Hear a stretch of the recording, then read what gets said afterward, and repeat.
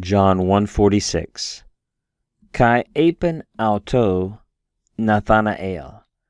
Ek Nazareth dunatai ti agathan enai. Lege auto ha Philippas. Erku kai ide. Translation. And Nathanael said to him, notice again how we have these aorist as sort of the just default report of what is happening in historical narrative. There's the aorist of the verb lego. It's a second aorist, thus the massive change in spelling, right? It's really building off a different root. If we were to parse it, it would be a second aorist, active indicative, third person singular. Said.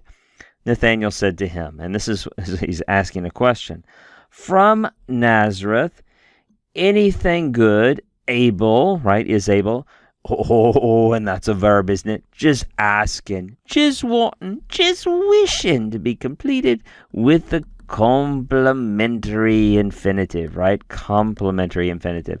The verb dunatai here, the lexical form dunamai, to be able, just it usually it just has to be finished by that complementary infinitive that completes out the idea. And here it's the infinitive of me, right? Just the present infinitive of me.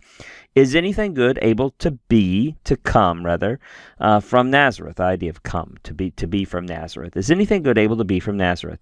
And then we have, notice, even though the aorist is the default tense in historical narrative, we frequently have verbs of speaking, verbs of motion, in the historical or narrative present tense, often when a new character comes on the scene or to divide up the text in some way, regardless of how it's functioning, there it is, right? There is the narrative or historical present, just a present active indicative, third person singular. So Philip says to him, and in a final translation we put it in the past, Philip said to him, come and see. There we have two imperatives. We have a present middle imperative of the verb erkomai, right, second singular, and here we have a second aorist imperative building off the second aorist of the form adon, right? Adon is the past tense I saw. Adon, depending on the grammar you learned with, it will classify it as coming from harao or blepo.